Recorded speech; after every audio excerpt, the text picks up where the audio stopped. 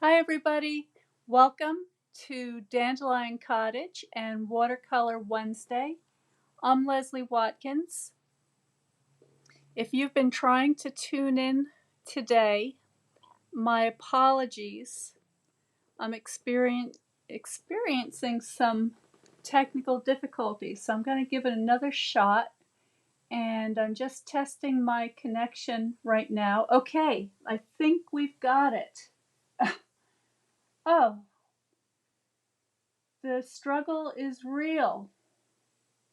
So I'm going to switch course a little bit because I've had so many false starts today. But the one thing that remains constant is the theme, which is these beautiful colors that I'm finding in my garden today. So what you see here is the goldenrod, Joe Pye weed, and the purple 9-bark. And these, the goldenrod and the Joe Pye weed are terrific nectar plants for late season pollinators. So they're very important plants and they play a very important role in the pollination and also keeping our pollinators healthy. So if you have allergies, it's not the goldenrod that makes you sneeze, it's the ragweed, which is a look-alike. And so if you see this in your area or alongside the road, don't worry about it. This is a good one. So anyway, so earlier today, let me just move this out of our way here. Earlier today, I began making a decorative paper to use on future upcoming projects. And what I did was I used this stamp set, which is the Beauty of Tomorrow, because it has this sprig that looks like goldenrod to me, and these flowers that look somewhat like Joe Pye. And so I used this to stamp a loose image on this damp paper.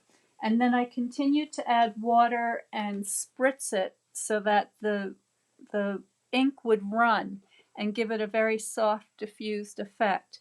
And the reason that I'm doing it that way is because I want the I want this to be about the colors because I'm going to be using these inks in an upcoming project. Hi, Kelly. Thank you so much for returning. I apologize for all the false starts we've had today. And now it's still damp, but maybe by the end of the video today, it'll be dry enough that I can do some heat embossing so I can show you how it'll look when it's finished. But right now, this is all I wanted to do, was to get this kind of a soft, watery effect of these colors. So I'm just going to put this aside and I'm going to switch gears a little bit today. So what I have here is a piece of the Fluid 100 watercolor paper, and this is just a half sheet, and this measures 3.5 by 5, and I just want to double check that that's what this one is. So yes, that's 3.5 by 5, and I'm going to do a vertical, and I'm going to use that beautiful bouquet that I just showed you as my subject. But instead of painting with watercolor, what I'm going to do is I'm going to be painting with water-based inks. And the colors I'm using are Crushed Curry, and I've already put a few drops in the cover of my stamp pad. I have Old Olive,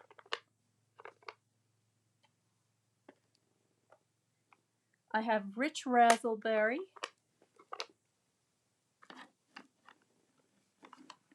and I have Blackberry Bliss.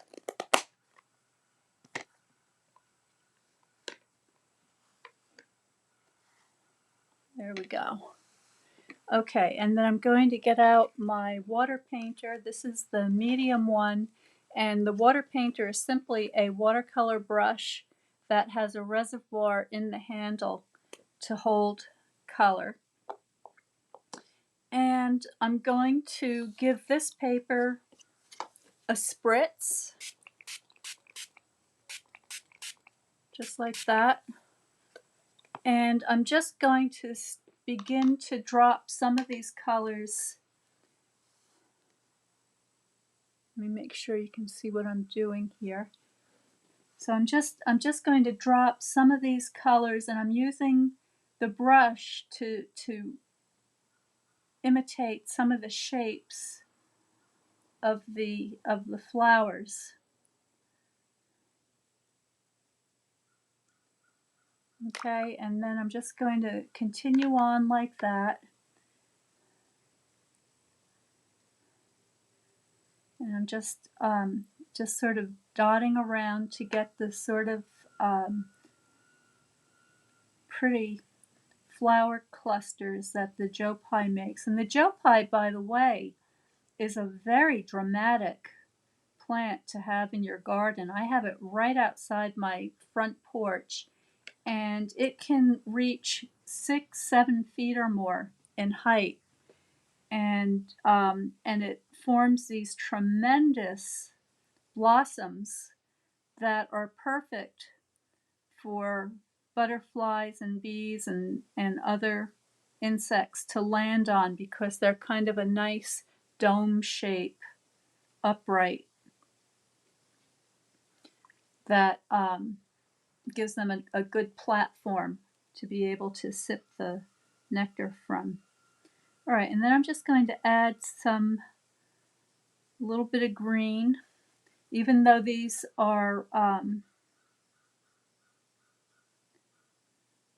the leaves are mostly the purple 9-bark leaves. There's still some of the leaves from the Joe Pye and the stem on the goldenrod showing through, so I want to include that. And I'm using the Blackberry Bliss to get some of these 9-bark leaves, and they have a very specific shape. So I'm just going to put a couple of those in.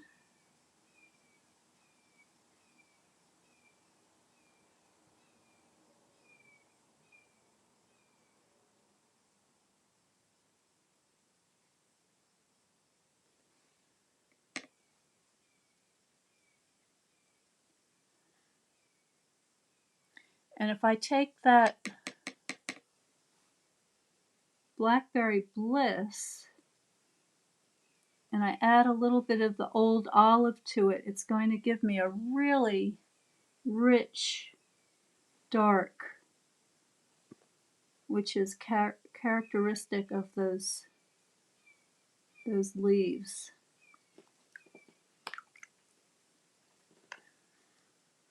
And I'm going to go back into the center of some of these flowers and get a richer accent.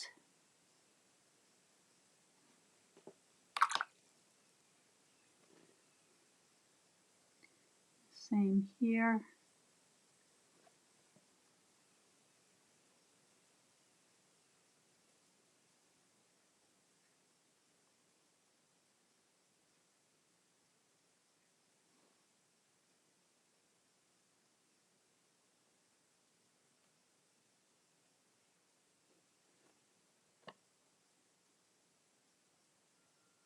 There we go. So now I'm going to do a little more drawing here with the tip of my brush to get some of the stems.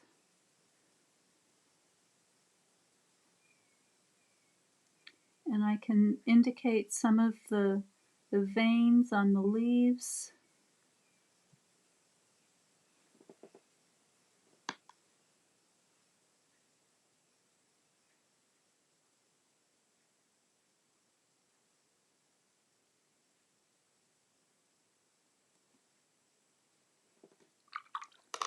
and then finally go back in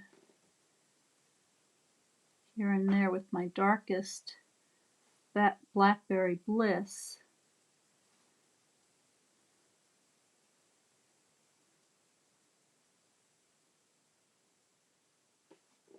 There we go. All right, so that, I think, will make a very nice background.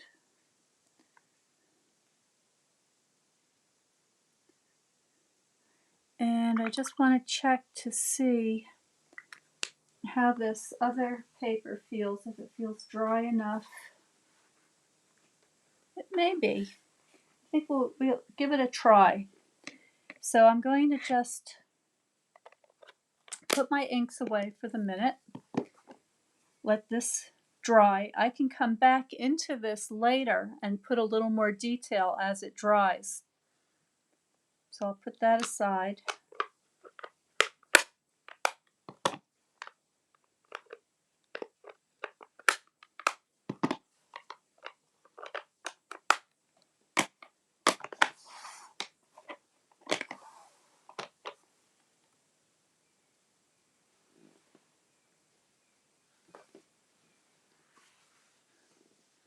Okay, so switching gears here, going back to my original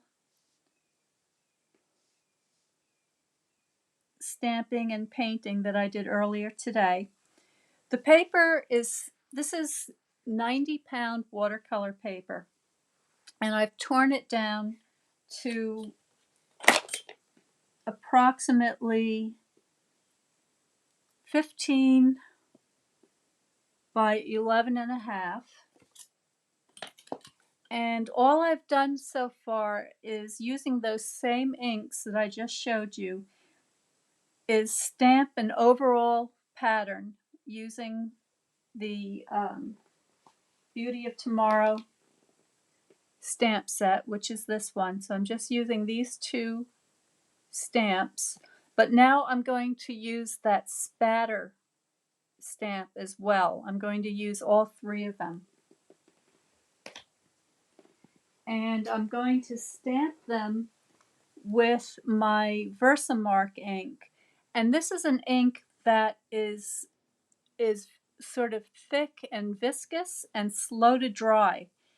But you can use it to stamp with, and it will act as glue when combined with the gold embossing powder, or any color embossing powder that you're using. So what I did here was, so you may be asking, why bother to stamp the image when you're just getting this kind of soft diffused color effect?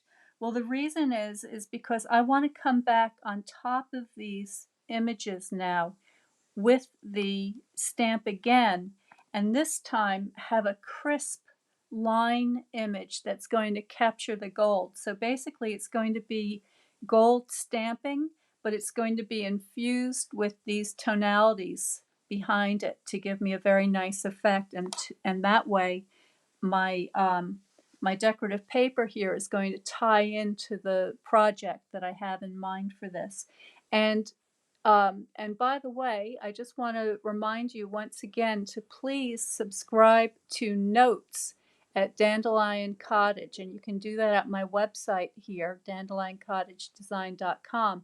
I'll also be posting a link below so that you can go there and subscribe to Notes, so that you can get announcements about the upcoming classes. I have the Design Journal workshop coming right up, and it features several of these techniques that I'm showing you today. So here we go. I'm going to take my Versamark, and using the image that I've already stamped,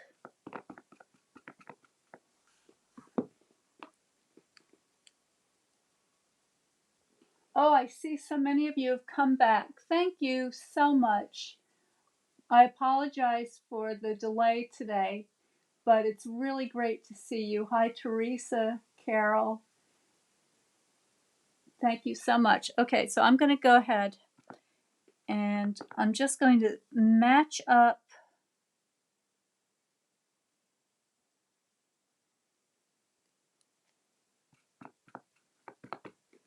my previous stamp, and I can still pretty well see where the stems are, and so that helps me to know where the image is.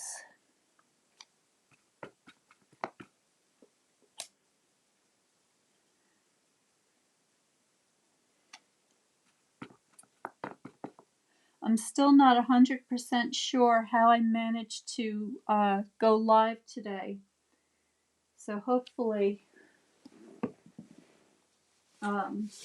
next time it'll work better. So I'm just putting a little slip sheet under here so that I don't get ink on my surface.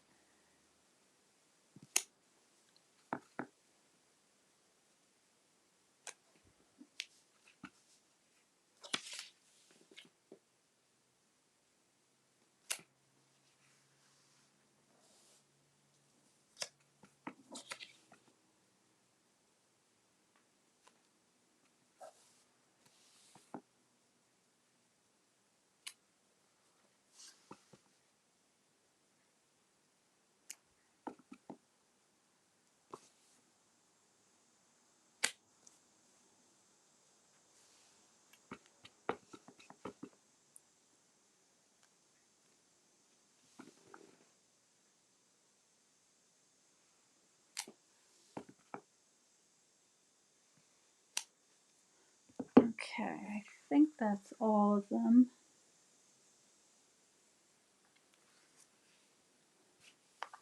And now I'm going with the smaller stamp.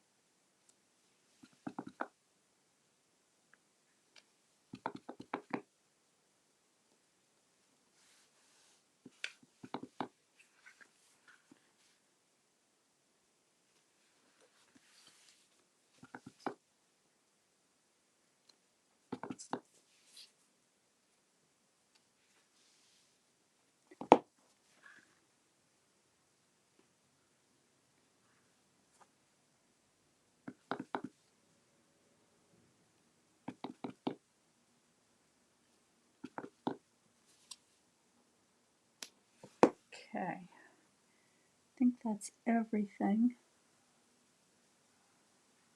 Maybe this one.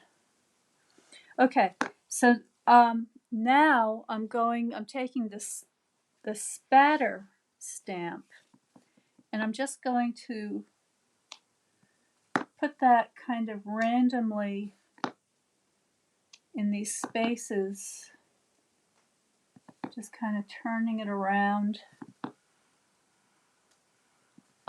And I may come back and do more with this afterwards, but we'll start with this and see how it looks.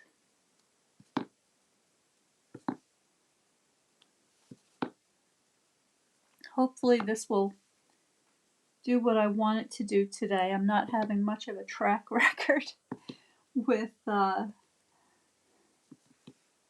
video, but let's keep our fingers crossed and see if we can get this to come out. So now I'm taking my gold embossing powder, and I have it in this tub, and I'm just going to sprinkle that around.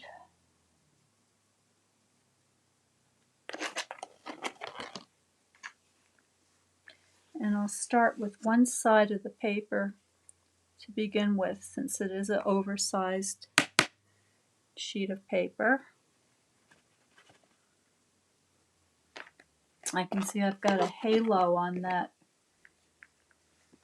spatter stamp, so I'm going to brush away some of that extra powder so we don't have powder where we don't want it. The other thing that's happening is because the paper is still damp, especially around the edges, the embossing powder is adhering more on the edge, and that may or may not be a good thing. So I'm going to just selectively remove some of that, because I do want this to sparkle.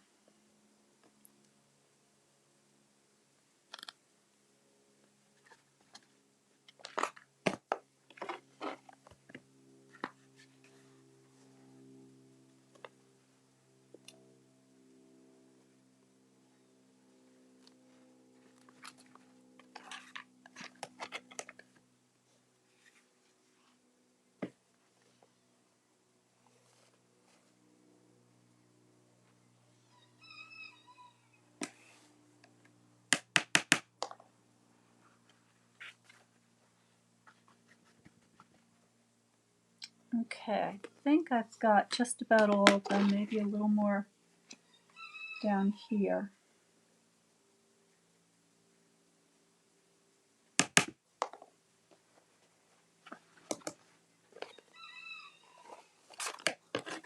And a little more here.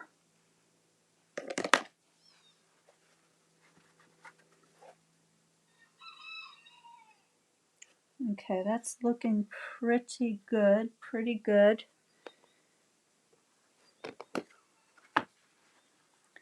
I'm just going to give that a couple of taps on the back.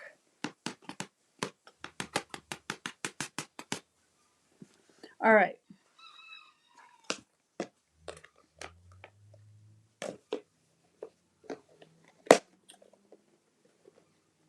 Now, I need to clean my surface a little bit because I see I've got some embossing powder on my desk. So let me just sweep that back into my tub here.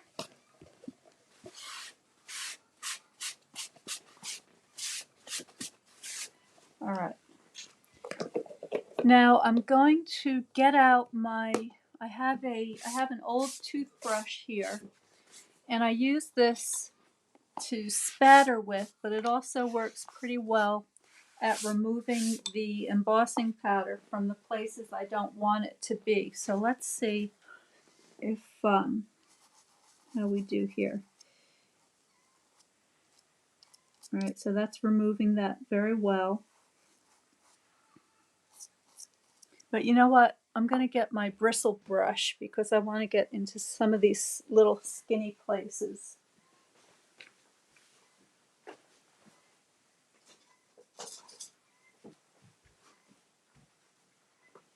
Okay, so this is one of my oil painting brushes, and it's got a finer point, and it's just going to let me sweep that powder away from all of those places where I don't want it.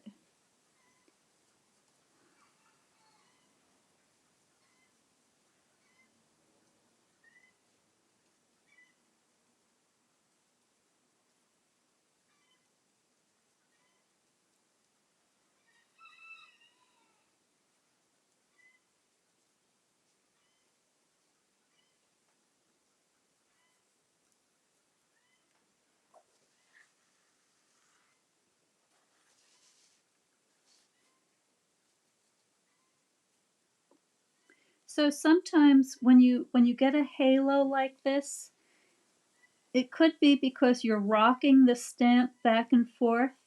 But in this case, I think that part of my application problem was that I was using a block that was a little too big for the stamp. And that's why it's nice to have an assortment of the clear blocks so that you can match up your blot to the stamp that you're working with.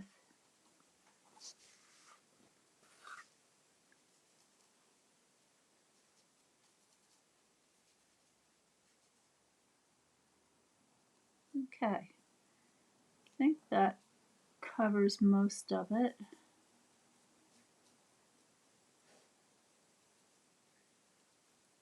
Right, let me give that a little shake.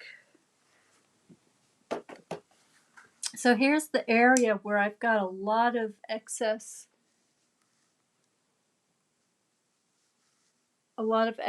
gold, and that's okay. I'm happy with that. I'm gonna leave that because that will be useful later. So what I'm going to do now is I'm going to get out my heat tool and I'm going to melt this gold powder, and I'm going to mute you so that you don't have to listen to the sound of the heat tool.